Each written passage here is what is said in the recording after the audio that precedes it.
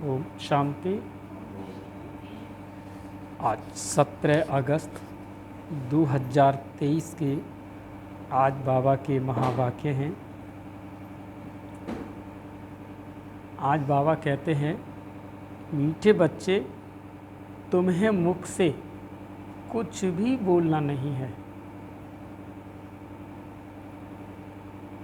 सच्चे दिल से एक बाप को निरंतर याद करना है और सच्चे दिल पर ही साहिब राजी है। तो तुम्हें मुख से कुछ बोलना नहीं है, ये कहाँ की बात है? जो बाबा कहते हैं तुम्हें मुख से कुछ बोलना नहीं और सच्चे दिल से एक बाप को निरंतर याद करना है। जहाँ पर जो स्थिति है, जैसी भी परिस्थिति में हैं आप, तो बाबा ने जो मन के अंदर जो बाबा की याद को जो डिस्टर्ब कर रहा है, वो एक कोई शब्द होगा, कोई हालात होंगे। तो उन हालातों के अनुसार जो संकल्प आते हैं, उन संकल्पों को हमें मुख से बोलना नहीं है। यहाँ तो ये कहते तुम्हें मुख से कुछ बोलना नहीं है, इसका मतलब तो मौन हो गए। तो बिना बोले तो हम और आप सृष्टि पर रह भी नहीं सकते। लेकिन फिर हमें कहाँ नहीं बोलना है, तो वो मैंने बताया है कि जो संकल्प हमारे मन की, हमारे चित्त की स्मृति को क्या कर रहे हैं, याद में अगर विघन डाले, तो वो संकल्प हमें मुख से बोलना नहीं है। सच्चे दिल पर साहिब को राजी करना है। आज का प्रश्न है कि सबसे अच्छा मैनर, हमारा चरित्र कौन सा है? किस देवताई मैनर्स को तुम्हें धारण करना है? तो बाबा आज उत्तर देते हैं, सदा हर्षित रहना बहुत अच्छा मैनर है। क्योंकि खुश और खुशी ये तुम्हारे नैनों से, तुम्हारे चेहरे से जो स्पष्ट होती है, वो तुम्हारे अंदर संस्कारों का इनपुट ले जाती है। और जब मुस्कुराहट और खुशी का जब अंदर इनपुट जाएगा, तो ये सबसे अच्छा चरित्र बन जाता है। क्योंकि वो हमारे संस्कार का तब्दील होता है, वो तभी वो देवताई के रूप में प्रत्यक्ष होता है। इसीलिए बाबा ने कहा, किस देवताई मैनर्स को तुम्हें धारण करना है? तो उत्तर है सदा हर्षित रहना। देवताएं सदा हर्षित रहते हैं। देखो ना, उनके मंदिरों में, देखे हैं मंदिरों में, गुरुद्वारे, चर्च इत्यादि में जाकर के देखो, उनके इष्ट के जो मूर्तियां बनी हुई हैं, वो कैसी होती हैं? एकदम मुस्कान, उनके चेहरे पर मुस्कान नजर आती है। तो वही तो बाबा तुम्हें देखना चाहता है। तो सदा हर्षित रहना है। बाबा कहते हैं, खिलखिलाकर हंसते नहीं, खिलखिला के नहीं हंसना है, क्योंकि ये देवताओं का गुण नहीं है। सभी संकल्प करेंगे ना इस चीज़ का कि हमें खिलखिला के नहीं हंसना है। आवाज़ से हंसना भी एक विकार है जो किसी को प्रभावित करता है, दूसरे के मन पर असर डालता है। तभी बाबा ने कहा है कि आवाज़ से हंसना ये एक विकार है। तुम बच्चों को याद की गुप्त खुशी रहनी चाहिए। फैमिलियरिटी का संस्कार भी बहुत नुकसान कारक है। जो परिवार में जो फंसे हुए रहते हैं, वो फैमिलियरिटी है आपकी। तो बाबा कहते हैं ये भी बहुत नुकसान कारक है, जो हमारे अंत समय में ये बहुत बड़ा विघ्न बन सकता है। सर्विस की सफलता के लिए अनासक्त वृत्ति चाहिए। नाम रूप की बदबू जरा भी न हो। देह और देह के संबंध और पदार्थ, उनमें हमारी क्या नहीं होनी चाहिए? आसक्ति नहीं होनी चाहिए। बुद्धि बहुत स्वच्छ चाहिए। अब इसके लिए बुद्धि बहुत स्वच्छ चाहिए, और बुद्धि स्वच्छ होगी आपके जब संकल्प शुद्ध होंगे, और संकल्प शुद्ध जब होंगे तब आपका मन भी शुद्ध हो जाएगा। क्योंकि जो भी इस सृष्टि की भी रचना तो संकल्प से ही हुई थी, और जब हम अपने संकल्प को इतना मजबूत कर लेते हैं तो फिर सृष्टि भी परिवर्तन हो जाती है। तो प्रकृति जीत बन जाते हैं, क्योंकि तुम्हारा शरीर भी एक प्रकृति है, और संकल्प से इस प्रकृति की क्या होता है? सृष्टि का परिवर्तन होता है। तो हमारे पहले प्रकृति का परिवर्तन होगा। इसलिए संकल्प को कैसा बनाना है? जबरदस्त बनाना है। सर्विस की सफलता के लिए अनासक्त वृत्ति चाहिए।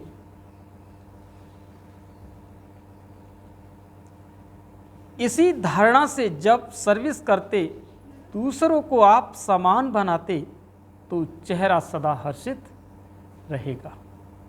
गीत है, न वह हमसे जुदा होंगे, न हम उनसे जुदा होंगे। ओम शांति।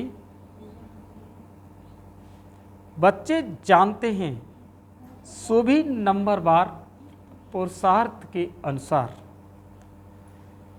क्योंकि कहा जाता है सच्ची दिल पर साहिब राजी। दिल भी आत्मा में है ना,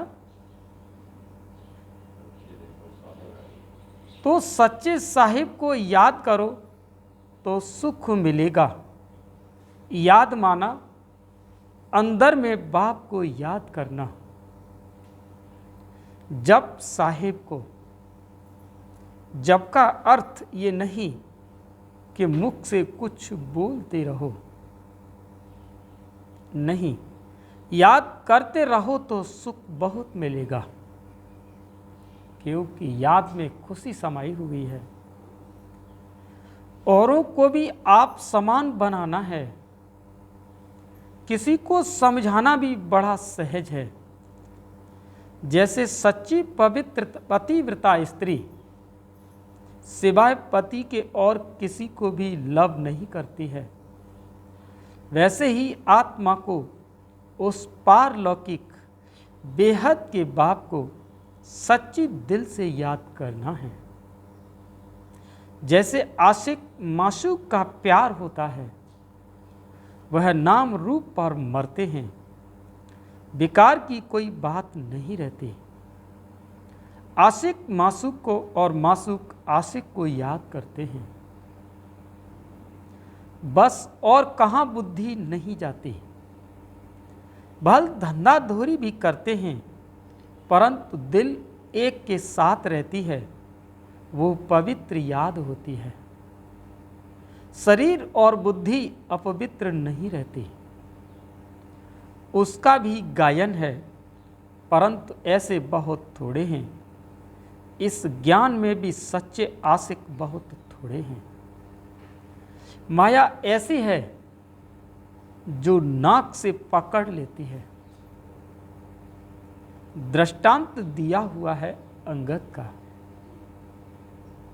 रावण ने कहा, देखें ये हिलता है व नहीं। जो तीखे तीखे महारती हैं उनको ही माया पछाड़ती है। जैसे चूहा काटता है और साथ साथ वो क्या करता है, फूंक भी ऐसी देता है जो पता नहीं पड़ता है कि कौन काट रहा है, क्योंकि जब वो काटता है और तुरंत फूंकता है तो फूंकते ही एकदम ठंडा कर देता है उसको फूंक से, तभी आपको पता नहीं लगता। और सुबह देखते हैं तो उंगलियां में चूहा काट गया। तो ये उसकी बड़ी विशेषता है। ऐसे ही माया भी बड़ी जबरदस्त है। पता नहीं लगता। जो बेकायदे चलते रहते हैं ना, तो अंदर से ही बुद्धि की गुप्त ताला लगा देती है, पता नहीं लगता कि माया किस रूप से आ गई। माया के बड़े रॉयल रूप हैं।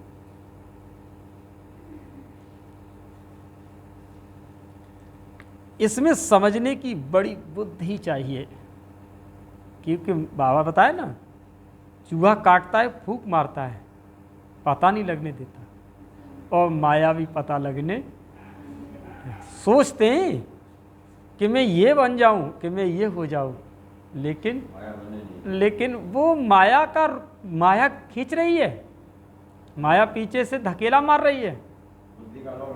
हाँ, तो यहाँ पर भी समझना, बाबा ने कहा है कि अंदर से ही ताले को वो गुप्त कर देती है, तो वो दूसरे की बात तुम्हारी समझ में नहीं आती।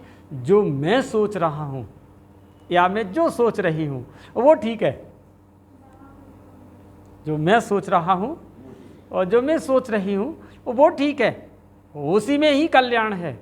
यही माया का सबसे बड़ा रूप है। तो बाबा कहते हैं इसमें समझने की बड़ी बुद्धि चाहिए, बाबा को याद करने का बड़ा अभ्यास चाहिए, बाप में पूरा पूरा लव चाहिए। तुमको सर्विस करनी है अनासक्त होकर। भल कोई कितना बड़ा अच्छा बच्चा है, परंतु ऐसे नहीं कि उनके नाम रूप में फंस पड़ना है, इससे बड़ा नुकसान कर देते हैं। बाप कहते हैं अपने को अशरीरी आत्मा समझकर मुझे याद करो, अपने को स्वच्छ रखो, तुम से बाबा के बनते हो, वह तुमको स्वच्छ बनाते हैं। विकारों को निकाल देना है, तुम्हारा नाम ही है शिव शक्तियाँ। तुमको सर्वशक्तिवान से शक्ति मिलती है, तो अच्छी तरह उनसे योग लगाना पड़े। तो अच्छी तरह से बाबा कहता है तुमको योग लगाना पड़े। बाप कहते हैं निरंतर याद करना कोई मौसी का घर नहीं है ना। माया क्या करती है, गफलत डाल देती है। भोजन करने समय कितनी कोशिश करते हैं, फिर भी भूल जाते हैं, फिर भी भूल जाते हैं कि नहीं भूल जाते हैं, क्योंकि खाना खा रहे हैं और मन भाग जाता है। बड़ी अच्छी बुद्धि की पकड़ चाहिए, तभी आप अपने मन को स्थिर कर पाएंगे, बाबा में मन लग पाएगा। बहुत कोशिश करते हैं सारा समय बाप की याद में खाएं, क्योंकि वो हमारा बहुत प्यारा है। क्यों ना हम उनको याद कर खाएं तो साथ में रहेगा, बाबा हमारे साथ रहेगा। फिर भी घड़ी घड़ी याद भूल जाती है। भक्ति मार्ग में भी बुद्धि और तरफ भटकती रहती है। यह तो है ज्ञान की बात। इन बातों को बच्चे भी पूरा नहीं समझते। कई बच्चे अजुन रेगड़ी पहनते, माने छोटे बच्चों की तरह घुटनों के बल चलते। समझ रहे इसका मतलब क्या होगा?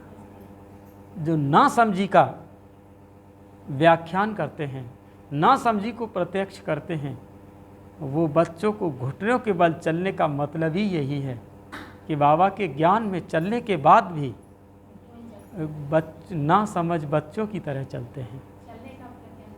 हाँ, तो घुटनों के बल चलने माना ना समझ बच्चे ही तो होते हैं। वो अगर उनके आगे सर्प आ जाए तो वो उसको भी पकड़ लेते हैं, उसकी तरफ हाथ बढ़ाते हैं। छोटा बच्चे के सामने अगर सर्प छोड़ दो तो वो पकड़ेगा कि नहीं पकड़ेगा? उसको भाग के पकड़ने की कोशिश करेगा, क्योंकि वो नहीं जानता। तो ना समझ अगर निरंतर योग लग जाए तो समझा जाए कि अब कर्मातीत अवस्था आ रही है। चेक करो अपने को, ये महसूस करने की बात है। ये कि कर्मातीत अवस्था में मैं आज कहीं भटक तो नहीं रहा हूँ, बुद्धि कहीं भटक तो नहीं रही है। तो कर्मातीत अवस्था से और बुद्धि का भटकने में कितना अंतर है अभी, उसको जल्दी से जल्दी उसका पासवर्ड ढूंढो और अपने को ठीक कर लो, महसूस कर लो, हाँ मैं गलत रास्ते पर हूँ या सही रास्ते पर हूँ। इसका अवस्था में भी याद करना है। कर्मातीत अवस्था में और बुद्धि का जो भटकना है उसके बीच का पासवर्ड क्या है, उसका जो लॉक क्या है, उस लॉक को खोलो और अपनी स्थिति को कर्मातीत की ओर ले चलो। परंतु याद ठहरती नहीं, बड़ी युद्ध चलती है। बाबा देखते बहुतों का बुद्धि योग भटकता है, अशरीरी बनने में मेहनत लगती है ना। बहुत थोड़े हैं जो सच बोलते हैं, कहने में लज्जा आती है। माया बड़ी दुस्तर है, एकदम माथा मूड लेने में देरी नहीं करती। ऐसे नहीं कि हम तो बच्चे हैं ही हैं, अरे हम तो बाबा के हैं ही हैं, ये बहुत बड़ी गलतफहमी है। चाहे वो ब्रह्मा कुमार हो चाहे कुमारी हो, हम तो बाबा के हैं ही, ये बहुत बड़ी भूल है, मिस्टेक है ये सबसे बड़ी। हम तो बाबा के हैं ही हैं। बाबा क्या कहते हैं,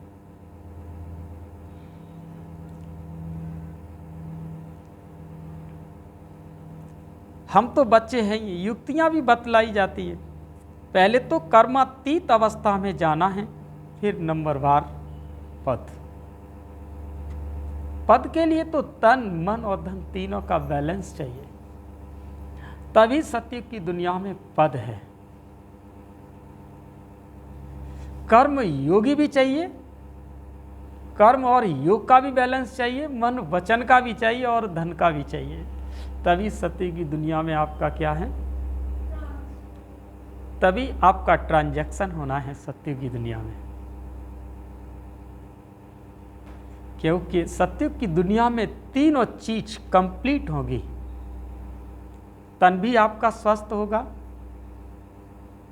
और धन से भी भरपूर होंगे और प्रकृति भी बहुत सुंदर होगी। तो उसके लिए तीनों ही तपस्या तुम्हें यहाँ करनी है, और तीनों का जब बैलेंस है तभी तो आगे जाओगे। जब तीनों का बैलेंस नहीं है तो सत्य की दुनिया में पद नहीं हो सकता। बाबा जानते हैं कि बच्चों को माया बड़ा हैरान करती है, याद ठहरने नहीं देती है। बहुतों की अवस्था देखी जाती है, नाम रूप में फंस पड़ते हैं। अपने को अशरीरी समझने का अभ्यास करना है, क्योंकि बहुत समय से अपने को अशरीरी नहीं समझा है।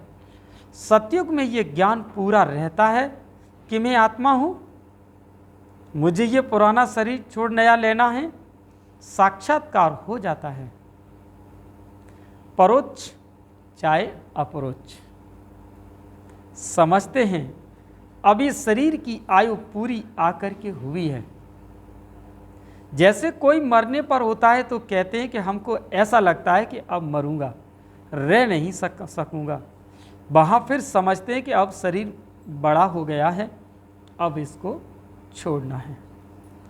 अपने टाइम पर खुशी से छोड़ देते हैं और यहाँ पर मरने से रोते हैं और मरने पर भी रोते हैं। मरने पे भी रोते हैं और मरने से भी रोते हैं, क्योंकि वो ये चाहते हैं कि धन दौलत तो मेरे पास खूब है, बस अब मैं ऐसा ही बना रहा हूँ, अब मैं मरे नहीं, अब ऐसे ही बने रहें। तो माना मरने से भी रोते हैं और मरने वाले के लिए भी रोते हैं। लेकिन सतयुग में रोने खुशी से शरीर का ट्रांजैक्शन हो जाता है आत्मा का। आत्मा का ज्ञान पूरा है, बाप का ज्ञान बिल्कुल नहीं। बाप का ज्ञान आ जाएगा तो आत्मा रबड़ी हो जाएगी। आत्मा का ज्ञान होते ही वो अपने तन से और अपने मन से और अपने धन से भगवान का परसेंटेज शुरू कर देगी। ये है भगवान का वास्तविकता का ज्ञान। तीनों से ही परमात्मा का परसेंटेज शुरू हो जाएगा उसी दिन से। क्यों? क्योंकि आत्मा का पूरा ज्ञान, कौन सा इनपुट मेरी आत्मा के अंदर जा रहा है, कौन से इनपुट में अपनी आत्मा के अंदर धारण करती चली जा रही हूँ, ये आप अपने को वाकिफ होकर के समझिए। क्योंकि आत्मा का पूरा ज्ञान, मरने वाला भौतिक शरीर और न मरने वाली अभौतिक सत्ता, कौन? आत्मा क्या लेके जाएगी? संस्कारों का इनपुट जा रहा है अंदर उसके। मैं क्या कर रही हूँ, क्या करूँगी और क्या हो रहा है। बाप का ज्ञान बिल्कुल नहीं। ड्रामा में है, ड्रामा में है ही नहीं। बाई पार्ट कट जाएंगे। अगर ड्रामा में अच्छा पार्ट नहीं है तो ओरिजिन बन जाएगा उसके सामने और आत्मा का क्या हो जाएगा? बाएं दाएं लेफ्ट हो जाएगी। जितना आपका नसीब और जितना आपका भाग्य है आप वहीं से जुड़ेंगे जा करके। हाईएस्ट जंप हाईएस्ट से ही जाके लगेंगे, क्योंकि उनका उनके साथ प्रारब्ध है। वहां बाप को क्यों याद करते हैं? करें कहाँ कहाँ पर? दरकार ही नहीं। यहाँ तो दुख में मनुष्य याद करते हैं और तुमको फिर अपने को आत्मा समझ बाप से योग लगाना है। ये शरीर तो पुराना है। इस शरीर कैसा है?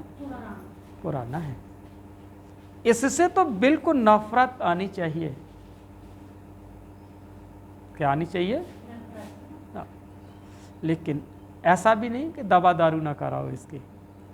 देखो इसी से ही तुम्हें क्या है, बाबा ने कह दिया है कि नफरत आनी चाहिए। ऐसा नहीं कि शरीर की देखभाल ना करो। हाँ माना, ऐसे संकल्प पैदा ना हो जाएं इस शरीर के प्रति जो याद तुम्हारी क्या हो जाए, भूल जाओ। भल कितना भी खूबसूरत सुहाना सुंदर शरीर हो, लेकिन लामुजीब तो सब काले हैं, आत्मा काली है। यह बुद्धि से समझने की बात है। आत्मा की काली का मतलब ही है, आत्मा काली, आत्मा तो सफ़ेद है। आत्मा कैसी है? सफ़ेद स्टार की तरह है। लेकिन बाबा ने कहा आत्मा काली है, तो काली का मतलब काली अंधेरी रात है जिसमें कुछ दिखता नहीं।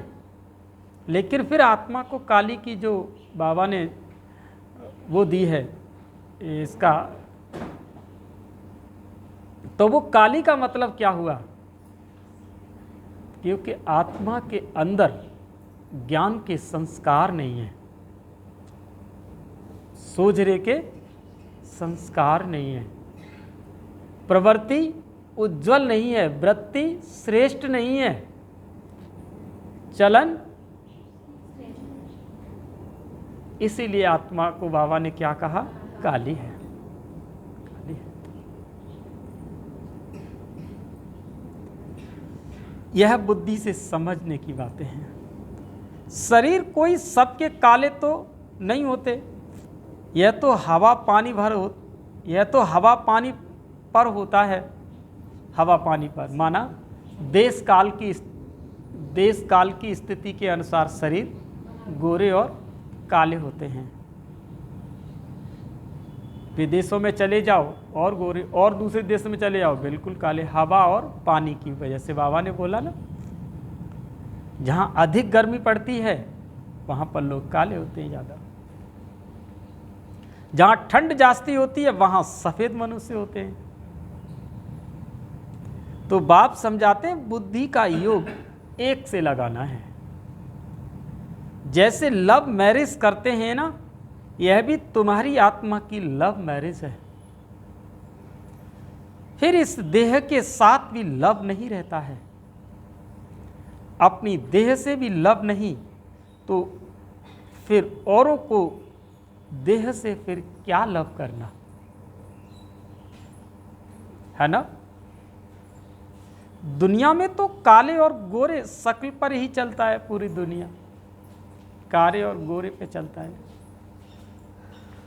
कोई कोई बिगड़ दे के सगाई भी कर लेते हैं, फिर जब शक्ल देखते हैं तो कहते कि हमको ऐसी काली नहीं चाहिए।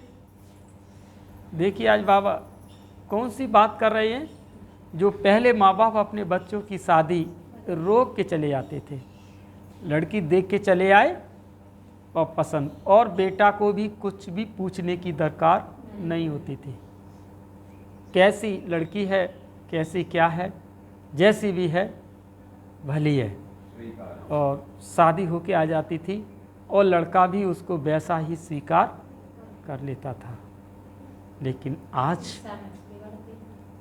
लेकिन आज वो रिश्ते धीरे धीरे जब बिगड़ते आए, तभी माँ बाप भी बदलते आए। तो माँ बाप ने भी कहा अपने आप देख लो।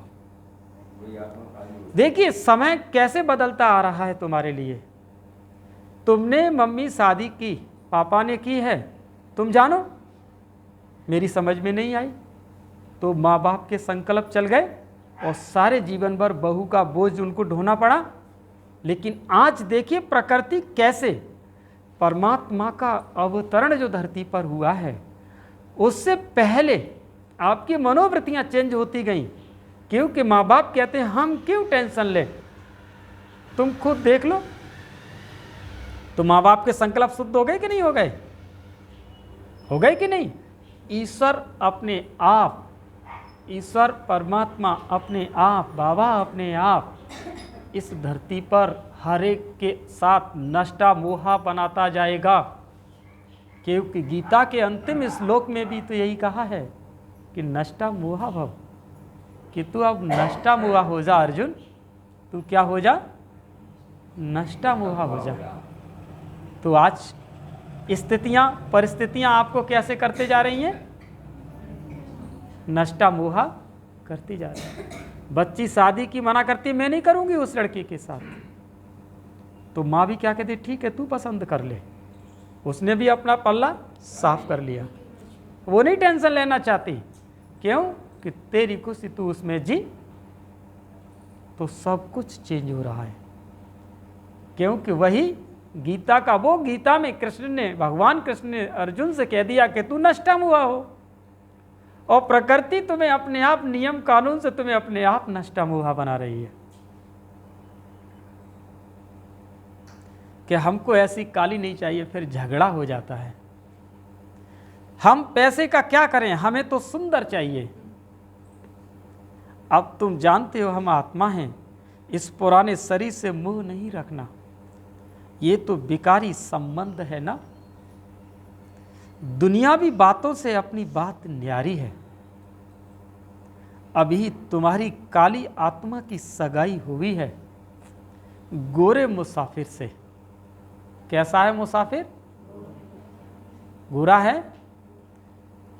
आप सब कैसे हो, आप सब कैसे हो, आप गोरे हो रहे हो। कैसे हो रहे हो, क्योंकि वो गोरा मुसाफिर तो तभी तो ले जाएगा तुमको जब तुम्हारी आत्मा कैसी हो जाएगी, तभी लेके जाएगा वो, नहीं तो फिर तुमको छोड़ जाएगा। ये कहेगा तुम जन्म लो फिर यहाँ, सतयुग के बाद जब त्रेता क्रॉस हो जाएगा तब आपसे मुलाकात हो जाएगी। वो भी मेरे से डायरेक्ट नहीं होगी, मेरे किसी रूप से होगी, शिवलिंग के रूप में होगी, मंदिरों के रूप में होगी। फिर मैं संगम पर आकर के फिर मेरी आपकी मुलाकात हो जाएगी।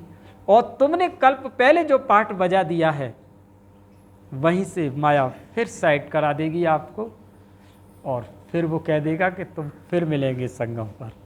तो अभी बाबा कहता है मुरली बच्चे कल्प कल्प की बाजी है, एक बार हारे तो बारंबार हारे। समझ गए? एक बार हारे तो बारंबार हारे। तो फिर क्या करना है हमें सबको? क्या करना है? जीतना है। एक बार जीत गए तो हमेशा हमेशा के लिए जीत हो जाएगी। तो जीतोगी क्या हारोगी? जानते हो इस दुनिया में सबकी आत्मा काली ही काली है। गोरे से संबंध जोड़ आत्मा को गोरा बनाना है, गोरे शरीर वाले से जोड़ करके नहीं। बाबा कह रहा है कि गोरे आत्मा को जोड़ करके गोरा बनाना है, गोरे से संबंध करना है। ऐसा गोरा लड़का नहीं, न गोरा दूल्हा नहीं। माना शिव बाबा कैसा है वो? हाँ, वो है पूरा। उसके साथ आत्मा का संबंध जोड़ करके उसे गोरा बनाना है। एक मुसाफिर सैकड़ों हजारों को हसीन बनाते हैं, काली आत्मा को गोरा बनाना है। इसमें बड़ा अच्छा योग चाहिए। सभी योग करते हैं? करते हैं योग? योग तो तुम्हारी आत्मा की मणि है, आत्मा को मणि रूप में परिवर्तित कर देता है योग। इसमें बड़ा अच्छा योग चाहिए। काला रह जाने से एक तो सजा खानी पड़ेगी और पद भी भ्रष्ट हो जाएगा। यहां किसके नाम रूप में नहीं लटकना, बड़ी डिससर्विस हो पड़ती है। इसीलिए बाबा समझाते हैं, खबरदार रहो, तुम माया की चक्री में आ गए हो, परंतु समझते नहीं माया छोड़ती नहीं है, अपना पद भ्रष्ट कर देते हैं। कहते हैं योग अग्नि से अपनी आत्मा को पवित्र बनाना है। ये है भट्टी। दे लो, क्या करके आए हम? भट्टी। बाबा कहते ये है भट्टी। आत्मा को योग अग्नि से क्या बना लो? पवित्र बना लो। बाप के साथ योग लगाना है और तरफ बुद्धि जाती है तो व्यभिचारी ठहरा। सर्विस कर न सके, पद भी तो पा नहीं सकेंगे। योग अग्नि से खाद निकल सकेगी। योग है तो ज्ञान भी ठहरेगा, अगर योग नहीं है तो ज्ञान ठहरेगा नहीं। चाहे हमारी छोटी बहनें हैं, चाहे तुमको 10 वर्ष ज्ञान में चलते हो गया,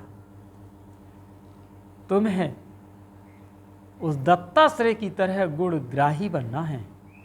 क्या बनना है? गुणग्राही बनना है।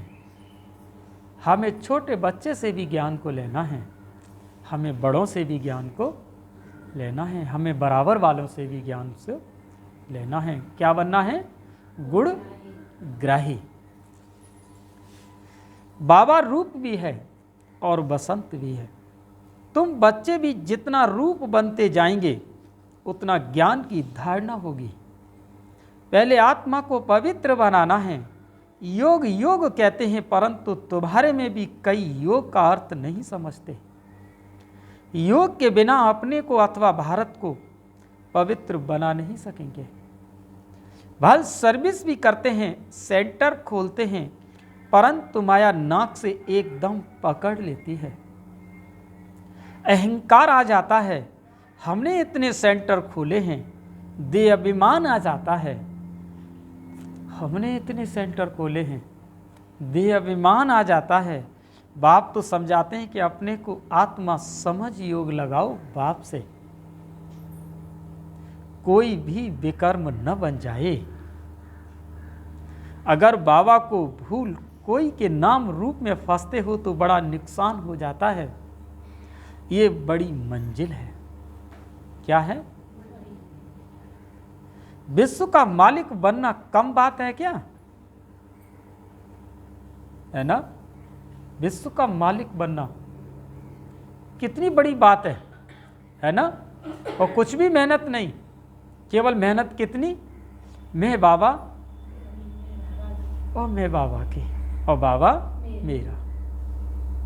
बस रोज बाबा की मुरली पढ़ना, उसके अनुसार चलना, चलो जीत गए। बाप कितनी महिमा है, कितने मंदिर बनाते हैं उनके नाम पर। तुम जानते हो कि सोमनाथ का मंदिर किसने और कब बनाया? मंदिर भी नंबरवार बनते हैं। सोमनाथ के बाद फिर भी लक्ष्मी नारायण का अथवा जगदम्बा का मंदिर है।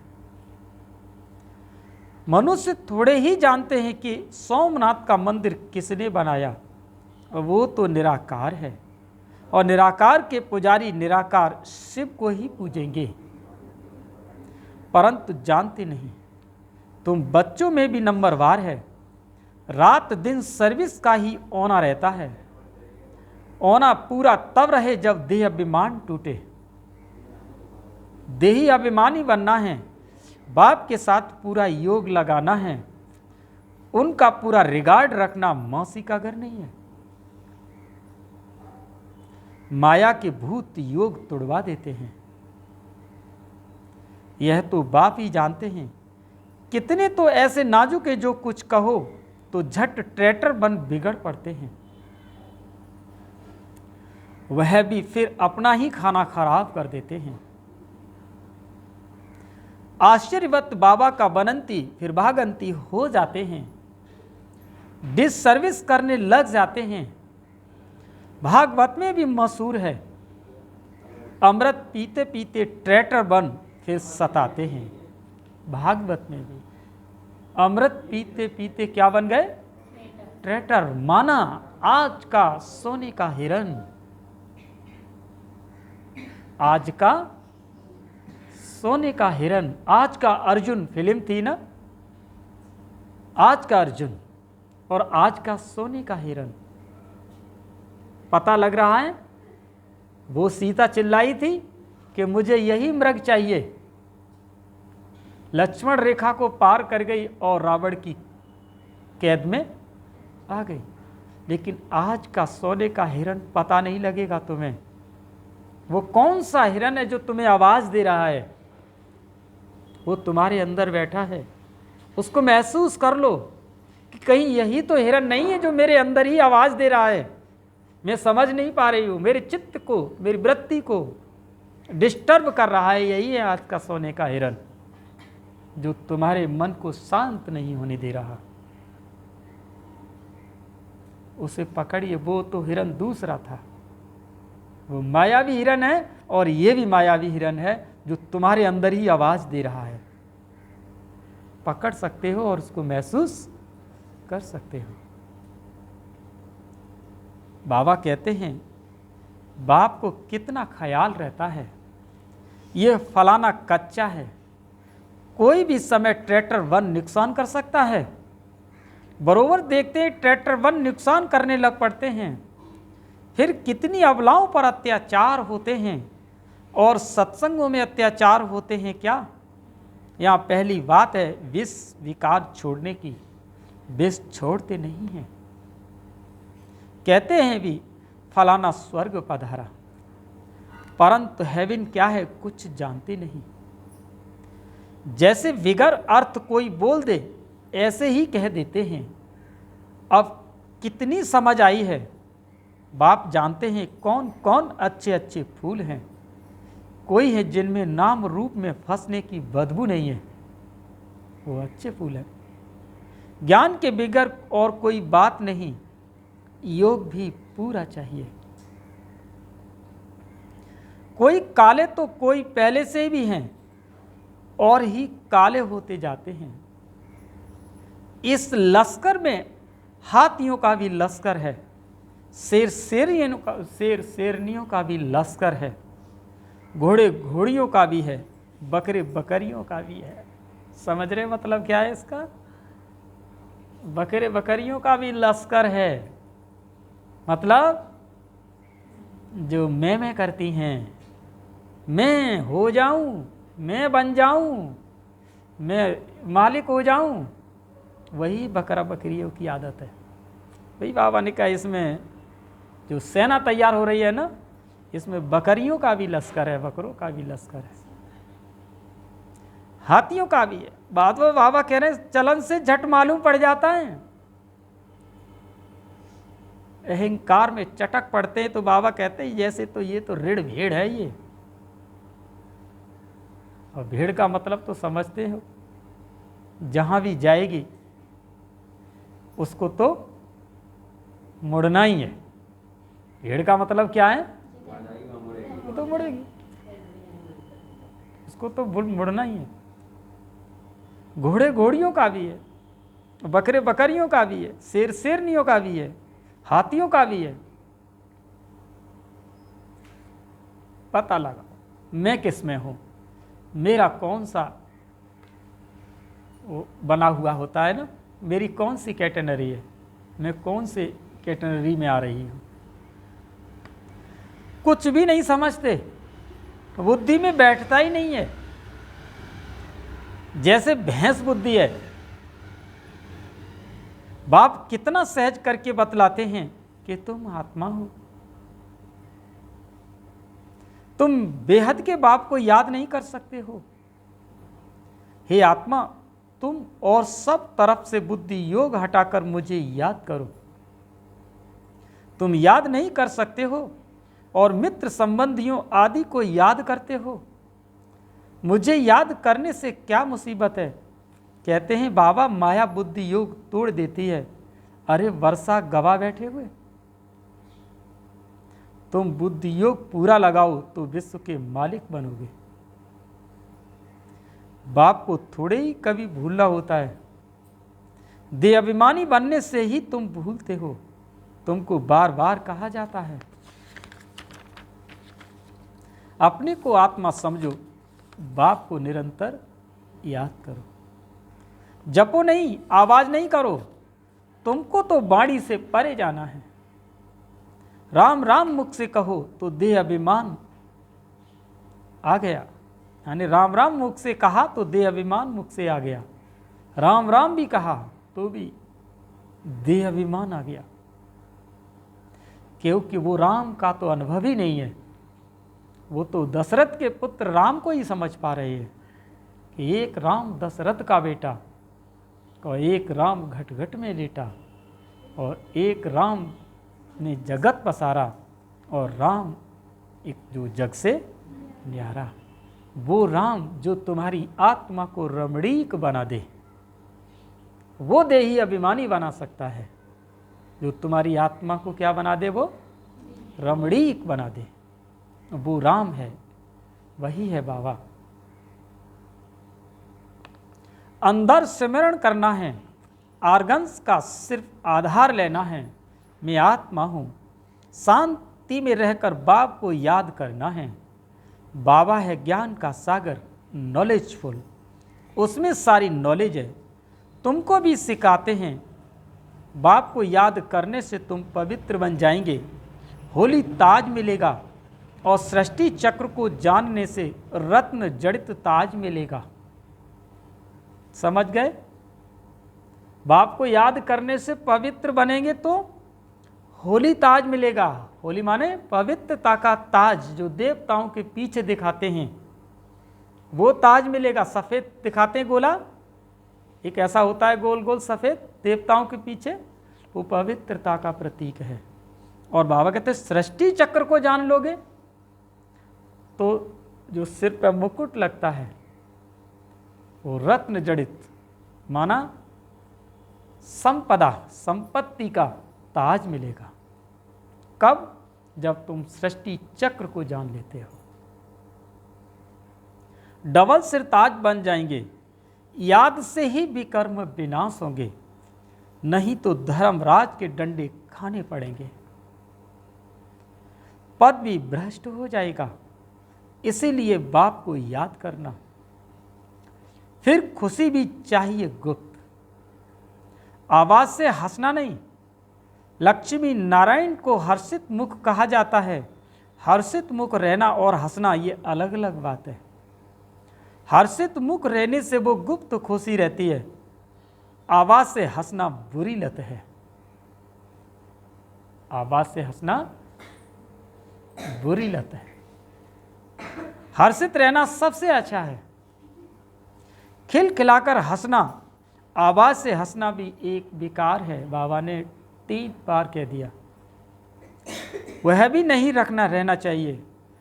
खुशी चेहरे पर आनी चाहिए। वो आएगी तब जब आप सामान बनाएंगे। सर्विस और सर्विस, सेवा और सेवा। सर्विस मिली और ये भागा, दूसरी कोई बात ही नहीं। तुम बच्चे सर्विस करते हो, कांटों को कली बनाते हो। बाबा बच्चों को अच्छे अच्छी पॉइंट्स बताते हैं। ये निश्चय रखना है कि बाबा ही सुनाते हैं। यह भी कहते हैं कि मेरी महिमा नहीं करना, महिमा सारी सिर्फ बाबा की है। उनको याद करने से ही पूरा विकर्मा जीत बनेंगे। बहुत सहज बात है, याद करना है और चक्र फिराना है। स्वदर्शन चक्रधारी पूरे अंत में बनते हैं नंबरवार। अच्छा, मीठे मीठे सिकी लदे बच्चों प्रति माता पिता बाप दादा का याद प्यार और गुड मॉर्निंग। रूहानी बाप की रूहानी बच्चों को नमस्ते। सभी रूहानी बच्चों की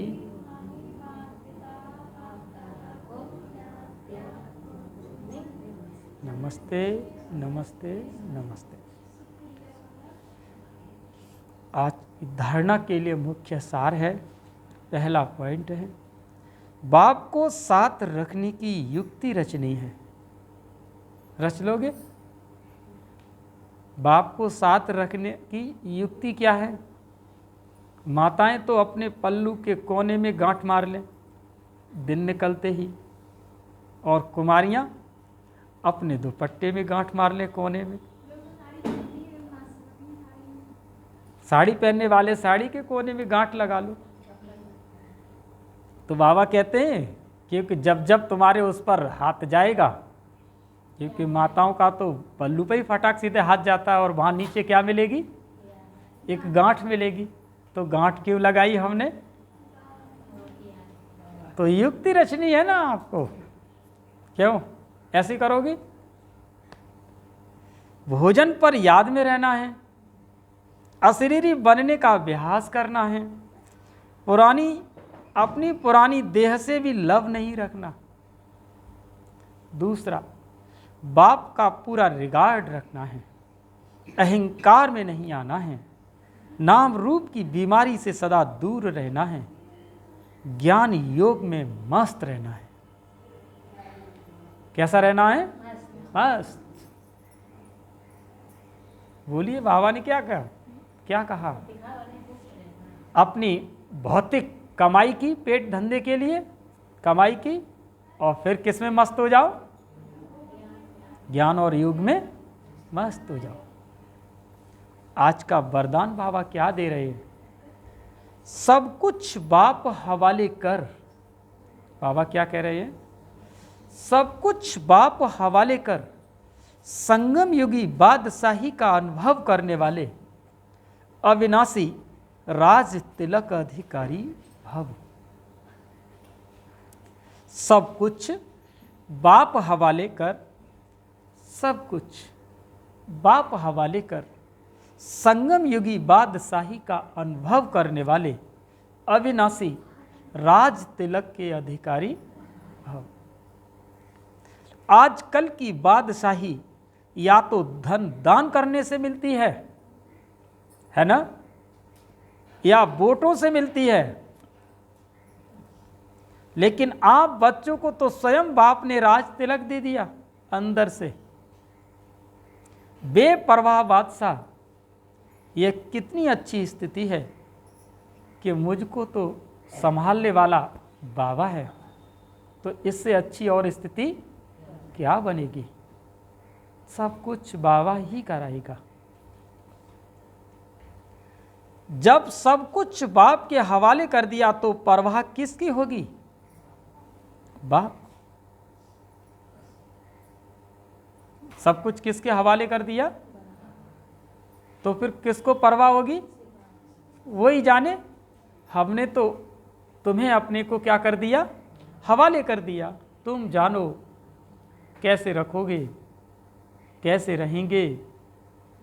और भगवान जिसको रखता है तो अच्छा ही रखेगा, कि वो घर गृहस्थी वाले अच्छे रखते हैं, भगवान बच्चों को कैसे रखता है, कुछ अच्छे से रखता है। लेकिन ऐसे नहीं कि थोड़ा थोड़ा कहीं अपनी ऑथोरिटी को या फिर अपनी मनमत को छिपा कर रखा हो, अंदर कुछ अपना घुसा पड़ा हो, तो लफड़ा और गड़बड़ है, पकड़ हो जाएगी।